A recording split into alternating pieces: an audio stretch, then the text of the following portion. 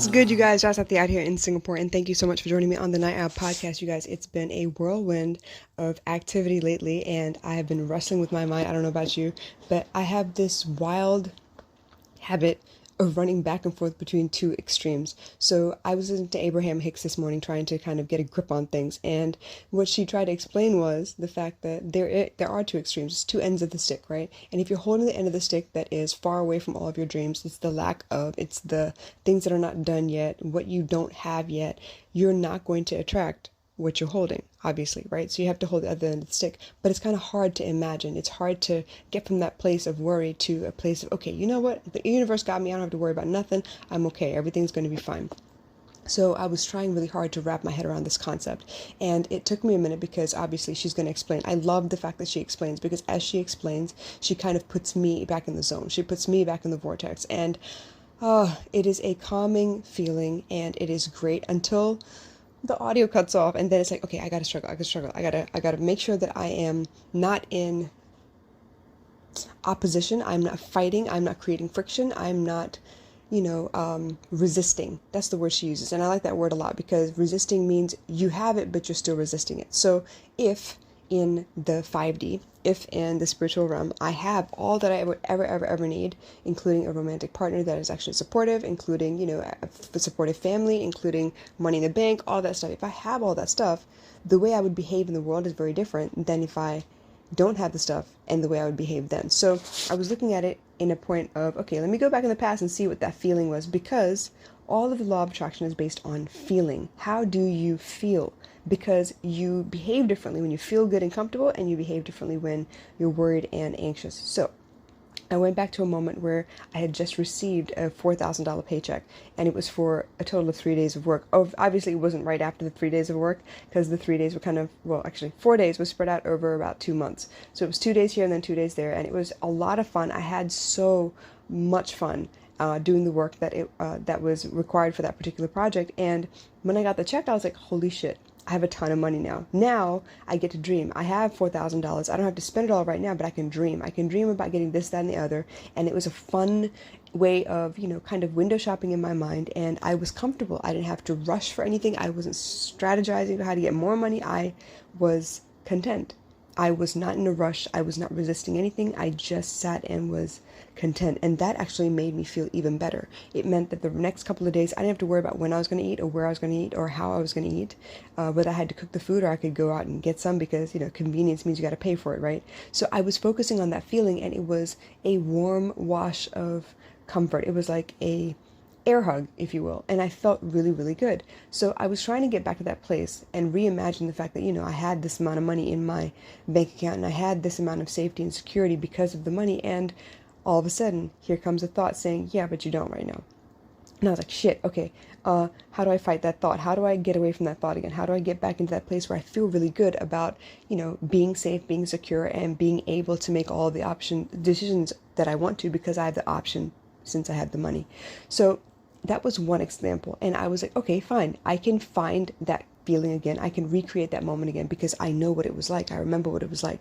And a lot of the law of attraction is generally trying to stay in that feeling of, I got this. It's done. I don't have to worry. It's already taken care of. So when they say get in line or get in tune with your vibration, whatever is aligned up for you, all of that dreaming you've done across the years of your life, you've kind of put into a place. They call it the vortex. You put it into a place where you've kind of lined up all the attributes that would make you the most happy, and that's you specifically, right? And so it will come to you if you just let it now. You just have to stay in that vibration, or at least not think about the lack of.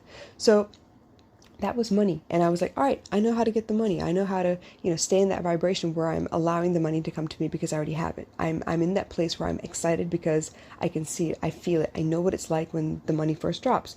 So now I got to figure out how to do the rest of my life. And the job that I want to do, that was a lot easier. I've already created the job that I want, and I'm already doing a lot of the work. It's not as much work as I would like. The quantity, like the scale of the work is not there yet, but I feel good about the work that I do. So here I am focusing on, right, the end of a call.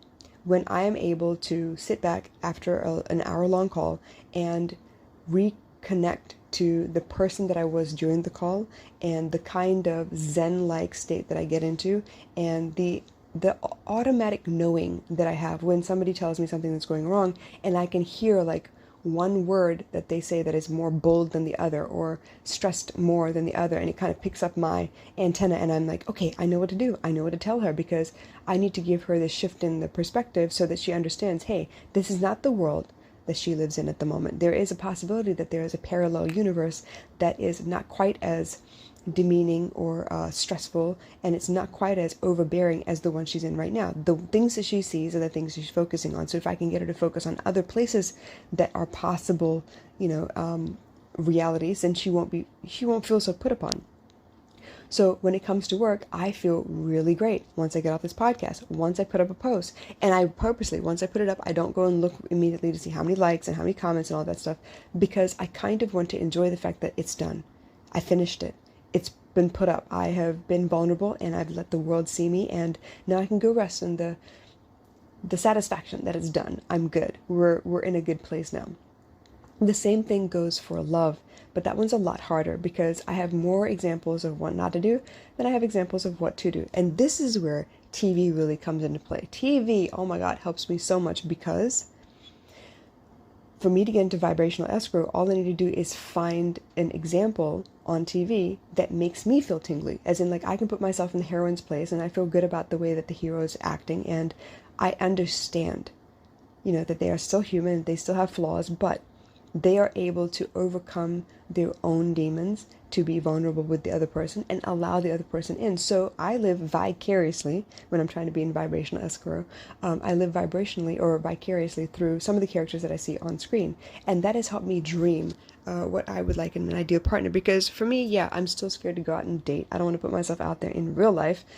But I can definitely pick and choose the qualities that I see in men on screen and decide for myself that this would be the ideal partner. This would make a great partner. This would make the kind of partner that I could actually work with, because I would not shut off from them. I would not be scared. I would not feel unsafe to express my feelings or to ask for what I need. And I would be supported. So for me, in that regard, I don't go back to a specific memory. I don't find that feeling that I felt before, because those feelings are very few and far between. There may be a handful of moments way back in the beginning of both of my relationships, and I don't know how to get back there, but I do know how to watch something where it will carry me through a story and land me right in that place where I need to be. And so all I need to do is just watch the scene unfold, and suddenly I'm like, wow, that man was very vulnerable. He was very open to speaking, and he was capable of putting himself in my shoes and understand that I may be going through some things as well. So if I can be compassionate and he can be compassionate, how could we not take over the world as a power couple, right? So these are the things that I do to get back into vibrational escrow, back into the vortex where I'm in that feeling of it's done. I don't have to worry. Everything is taken care of.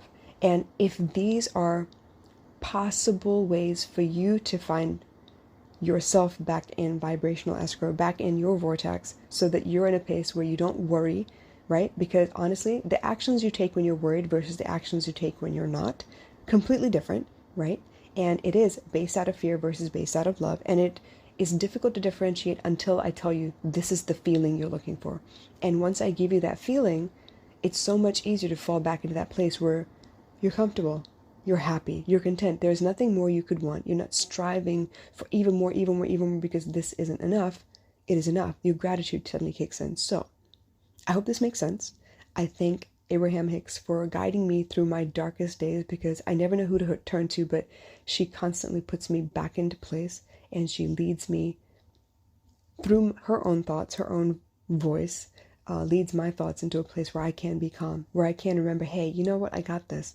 It's done.